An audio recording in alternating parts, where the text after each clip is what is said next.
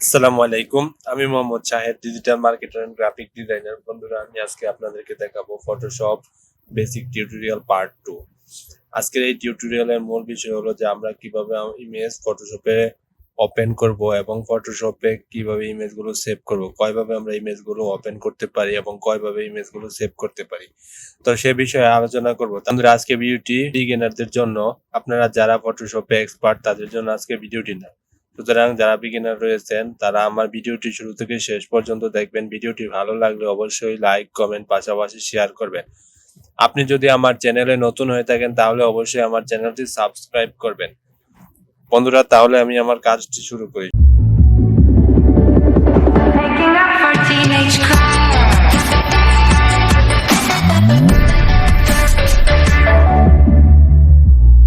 শুরু করার জন্য আমি আমার দিস পিসিতে আসলাম। এই যে একটি থাম্বনেল আছে, এই থাম্বনেলটা আমি আমার ফটোশপে ওপেন করব। আমি এই ইমেজটি কয়েকটি পদ্ধতিতে আমি ওপেন করতে পারি। ওপেন করার জন্য প্রথম পদ্ধতিটি আমি এখন দেখাচ্ছি।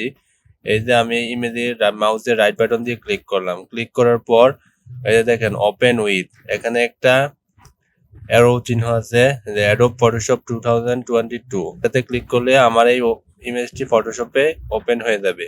বন্ধুরা দেখেন, এই যে আমার এই ইমেজটি ফটোশপে এসে পড়েছে। তো এখন আমি যদি ইচ্ছা করলে আবার এই ইমেজটা আমি অন্যভাবে আনতে পারি। তার জন্য এই যে আমি নিউতে আসলাম, নিউ থেকে ক্রিয়েটে আসলাম। ক্রিয়েটে আসার পর এখানে আমি আমার এই ইমেজটা আবার আনবো। আনার জন্য এই যে আমি এখানে ফাইল মেনুতে ক্লিক করব।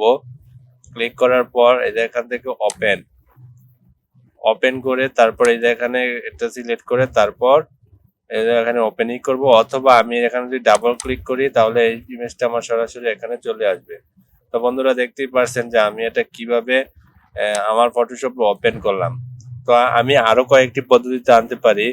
তো আমি আমার দিস পিসিতে যাই, আবার দিস পিসিতে ওপেন করলাম। তো এখন এই যে আমি এই ইমেজটা ফটোশপে ওপেন করব। তার জন্য এই ইমেজটা আমি প্রথমে মাউসের লেফট বাটন দিয়ে চেপে ধরবো, তারপর এই যে এখান থেকে আমি ড্র্যাগ করে নিচে এনে ফটোশপের উপর ছেড়ে দিলাম।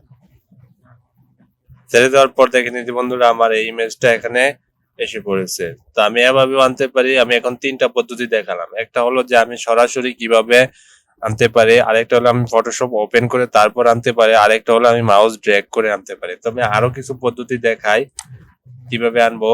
তো আমরা আবার যাব ফাইল থেকে ওপেন এজ, এটাতে ক্লিক করব। ওপেন এজ থেকে এই যে এখানে ওপেন করে দেব। বন্ধুরা, এই যে এখান থেকে আমাদের আসবে, তো আমাদের এই ফরম্যাটটা হলো, যদি আমাদের জেপিজি ফরম্যাটে আছে সুতরাং এটা আসছে না। যদি পিএনজি হয় তাহলে, কিংবা আপনার পিএসডি হয় তাহলে এখানে আমাদের ওপেন করা সহজ হবে। তো বন্ধুরা, ভিডিওর শেষের দিকে আমি এই ফরম্যাট নিয়ে আলোচনা করছি। তো আমি এই ইমেজটা আরো কিছু পদ্ধতিতে আনতে পারি। তার জন্য এই যে এখান থেকে ফাইলে ক্লিক করলাম। ফাইলে ক্লিক করার পর এখান থেকে প্লেস এমবেড, এখান থেকে এই যে আমি প্লেস করে দিলেও পারি। তো প্লেস করে দেওয়ার পর আমাদের একটা প্লেস হয়ে যাবে। তারপর আমরা আরো কিছু পদ্ধতিতে আনতে পারি। এখান থেকে আবার প্লেস লিঙ্কেট করে দিল, এখান থেকে আমরা আমার একটা লিঙ্কেট হয়ে গেছে। তো বন্ধুরা দেখেন, আমরা এই ফটোটা অনেক 5টি পদ্ধতিতে আমরা এই ফটোশপে ওপেন করতে পারি। তো প্রত্যেকটা পদ্ধতি দেখিয়েছি। এখন আমি এই ইমেজটা কিভাবে সেভ করব, কোন ফরম্যাটে সেভ করব এবং ফরম্যাট গুলো কি কি সে বিষয়ে আমি এখন আলোচনা করব। তো বন্ধুরা, এখন আমি এটা সেভ করার জন্য আমার কিবোর্ডের কন্ট্রোল এস দিয়ে আমি এটা সেভ করতে পারি। কন্ট্রোল এস দিয়ে সেভ করার পর এখান যদি আমি প্লেস বিফোর সেভিং, তো আমি যদি আমার পূর্বের সেভে থাকি তাহলে এখান থেকে প্লেস করে দেব। তারপর এখানে সেভ অন ইউর কম্পিউটার, এখান থেকে আমরা যে ড্রাইভে সেভ করব সেখান থেকে আমরা এটা সিলেক্ট করে দিতে পারি।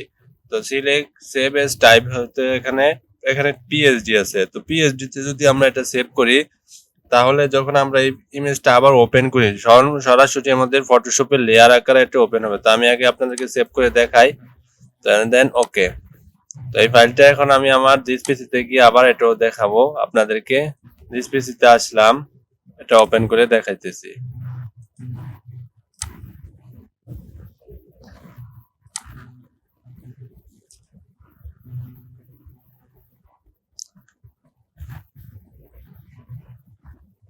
এই দেখেন বন্ধুরা, আমাদের এই যে ফাইলটা আপনার দিস পিসিতে ওপেন হয়ে গেছে, যে আমাদের লেয়ার আকারে ওপেন হয়েছে। তো তো বন্ধুরা বুঝতেই পারছেন যে পিএসডি ফরম্যাটের কাজ হলো যে আপনার ফটোশপের কোনো এরিয়ার মধ্যে যদি আপনি সেভ করে থাকেন কিংবা পরবর্তী এডিট করার জন্য কোনো সেভ করতে চান, এমন কোনো ফরম্যাটে যদি আপনি সেভ করতে চান তাহলে সেটি হবে যে পিএসডি ফরম্যাট।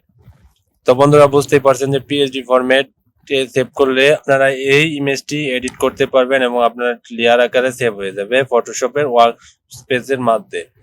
তো বন্ধুরা এখন আমি আবার সেভ করে দেখাবো এটি।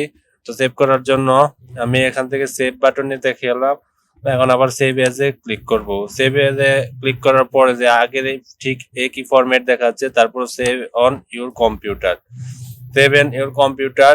তো এখান থেকে আমরা যে ড্রাইভটাতে সেভ করব সেটি দেখাবো। তারপর এখানে save age type, save age টাইপের এখানে আমাদের বহুল প্রচলিত কয়েকটি ফরম্যাট হলো জেপিজি এবং পিএসডি, পিএনজি, এই ফরম্যাট গুলা।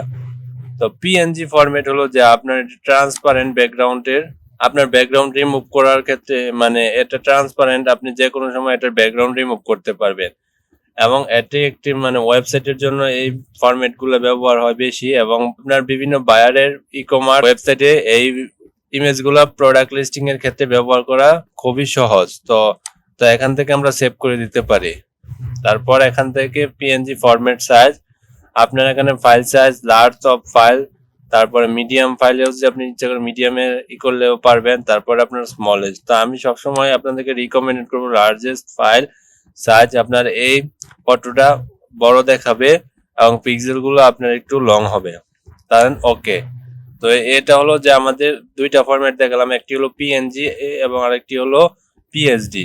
তো আমাদের আরেকটি বহুল আলোচিত ফরম্যাট হলো যে জেপিজি। তো এই জেপিজি ফরম্যাটে সেভ করার জন্য আমরা এখান থেকে সেভ এসে ক্লিক করব, দেন তারপর এই যে এখান থেকে সেভ এস টাইপ। তো জেপিজি তে ফরম্যাট করার ক্ষেত্রে আপনার যদি এসইও করার ইচ্ছা থাকে, আপনার সোশ্যাল মিডিয়ার পোস্টগুলো কিংবা ওয়েবসাইটে যদি আপনি ইমেজগুলো এসইও করতে চান তাহলে আপনি জেপিজি ফরম্যাটে করবেন। আর জেপিজি ফরম্যাট হলো স্ট্রং ফরম্যাট, আপনার এই ফরম্যাটে ইমেজগুলো সহসা নষ্ট হয় না। তো আপনি ইচ্ছা করলে যে জেপিজি ফরম্যাটও এখানে আপনার ইমেজগুলো সেভ করতে পারেন। এই যে আমাদের জেপিজি ফরম্যাট, তারপর দেন সেভ।